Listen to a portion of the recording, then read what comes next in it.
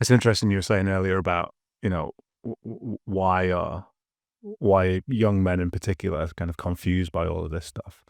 And, you've picked a couple of fairly extreme examples, the Andrew Tates and the sort of Jake Paul. I mentioned Jordan Peterson. But I think, like, on a broader level, like as a society, we're still broadly supportive of lots of these messages, right? So it's not just those kind of extreme internet, you know, losers, for want of a better word. Like, it's not just those guys. It's like, it's in the gym culture, right? You have to be ripped and jacked because that's the only acceptable body type for a man, right? And if you're not Chris Hemsworth, then, like, what are you doing? Um, there's other versions of this toxic masculinity that are all over the place. It's like the tech bros, right? The sales bros.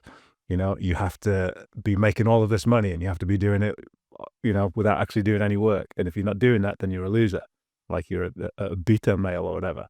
And, like, it's everywhere, and we're still, you know, broadly supportive of these kinds of messages within our society. And kind of something that wanted to, I'm probably going to talk about a little bit later, is that it would be okay if it was just these people on the internet, but it's not, right?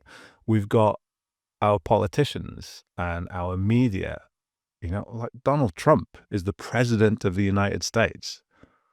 And we think about the messages that he sends out about the way that he treats women and, the way that he broadly talks about kind of other people. And even his stupid handshakes, his stupid dominant handshakes, right?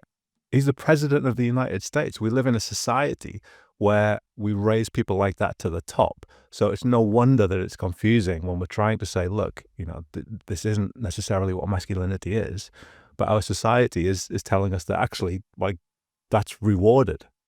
So that's where I think some of the confusion lies. There's an amazing politician. I don't know if you've ever come across him, Peter Malinowskis. He's the Premier of South Australia. I have spent a lot of time in South Australia, and it's not the fact that I've been there that I've honed in on, but he's getting huge amounts of traction in Australia because of just the way he is. You can see podcasts of him, and he's just like a normal bloke, and he talks normally. He doesn't have like a domineering part about him. He is real in his life experiences. He's like, I go to the gym, I love playing footy if I can, and I'm not having to go to some meeting or event. And he will talk like he's your mate at the bar. He literally speaks like that, and I think that has then fed into the culture around him, where you see some of the decisions that are being made. You see the way people just simply talk to each other. It's starting to change, and the way they interact, and it comes from that leader, that person that is at the top, and we can't deny that is important. The actual person, the personality and the persona that is in front of us that we're seeing all the time. It's really, really important. Again, I look at Johnson here, and you're like, that was not someone we should be idolizing, in my opinion. Like, you should be judged to a better extent on your character and the way you come across. Yes, they're human beings, they're flawed, they're going to make mistakes, but if we're just allowing them to make mistakes that are really, really toxic, and then we just kind of sweep by it and we let it go, what's that saying about us? Like, Well, I think that's the point, isn't it? It's what it's saying about us, because we can blame the individuals and say, look at Johnson and look at Trump and, these kind of, why are we voting for these people? And, like, the question that we should be asking ourselves is, why as a society are these the people that we're putting at the top? And why are these the people as a society that we are celebrating, saying, well, these are the best people to lead our countries and to be in charge? Like, we've put them there. We've put them in a position where we're now choosing between this or that, right? So it's not their role modelness that we should be kind of being, I guess, critical about. It's ourselves. Like, why are we celebrating this? Why are we saying that these are the best people for the people that we should be looking up to? Doesn't Uh, really make any sense. Well, I also think that it kind of comes back to this whole, why do we think young boys have been so attracted to the message that someone like Andrew Tate is talking about? And what is it that I was so attracted to in, say, an early Jordan Peterson message, right? When I finished my playing career, I flew all the way over to Hawaii, got off grid, and trained in yoga and meditation. And I did the most from egotistical sport to like ridding myself of my ego of going over there.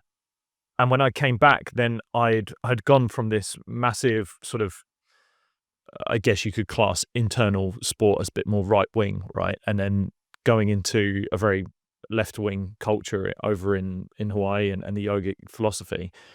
But then I found myself drawing back to some of the things that, say, Jordan Peterson was talking about, because I was like, that feels like what I want. It feels like something that I need to feel capable, to feel like I'm in charge. I'm an agent of everything in my life, and taking control and taking responsibility. I don't think those are bad messages. So we do have to ask ourselves that question as to why is it that these young boys are resonating with that message?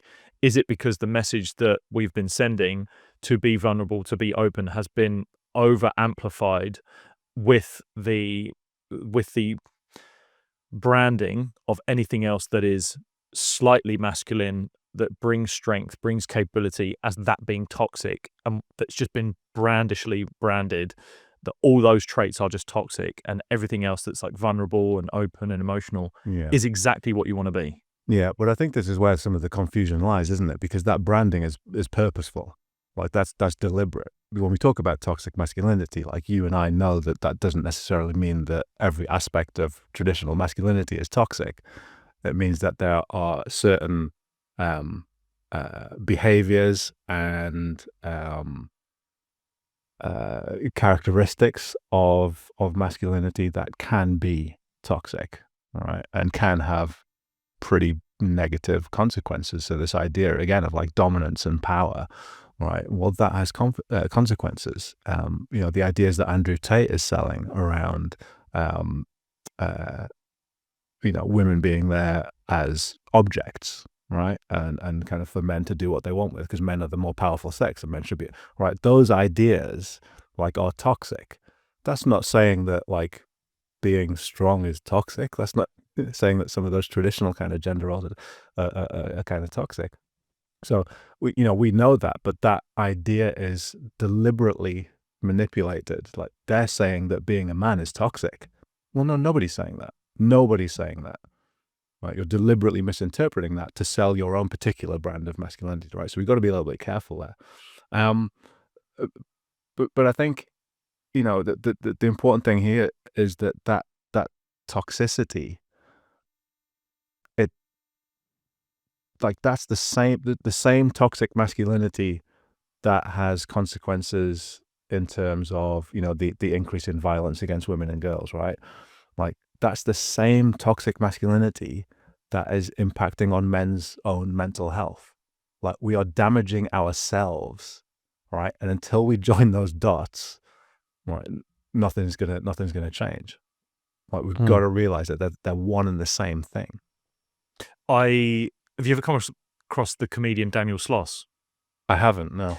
I think you'd like him. He's very close to the mark in his comedy, but he always talks about his stand-ups are 45 minutes of him telling jokes, and he's like, I bolt on a TED talk for the last 15 minutes.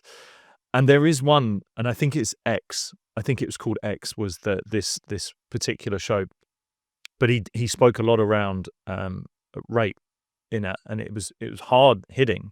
But he actually tells a story at the end how one of his friends raped another one of his friends.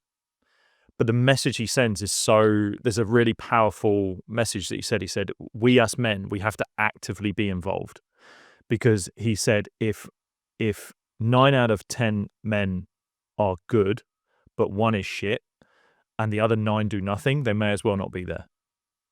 And I think that's a really important message, just for actively being involved in this. And I've seen it in sports teams, right? Is that you can be a good guy in a toxic changing room, in a toxic environment, and it almost mean nothing. And if no one else is willing to get involved. And it's really funny because I got a voice note from an old teammate of mine last night, and he's had some interesting life experiences over the last few months. And during our time in the team, he was a dominant character, and he was bigger, larger than life. And I used to kind of squash myself a little bit around people like that, because I thought if I really present the version of me who I am, it's only going to be ridiculed. It's going to be called out because the group think will create that. But he sent me this incredibly heartfelt message of saying, I respect what you're doing now. The message you're sending, I resonate massively with it. And I took it on board. It was so heartfelt that I couldn't not take that on board. But I also find that we do that sometimes, is where I think back, if that message had been sent to me and then we went back into the changing room, would he still adopt that message? Would he still allow the group think and the conversation you get swept up in it? And it's kind of the locker room talk analogy. You have to be so strong as an individual to be able to stay true to your values, to stay true to what you believe in, even in the chaos that's going on around you of other people potentially ridiculing you, potentially calling you out for something, and yet still you can stay steadfast in your beliefs and what you stand for. And if we have more men like that, then we will go in the right direction. But if the good men that are worth revering, not because of their strength, not because of their money in the bank, but because of their character, if we have more men doing that, I think we'll go in the right direction. If you enjoyed that clip, then you might enjoy the full episode with Pete. And to do that, all you have to do is click right here. Go on, off you go.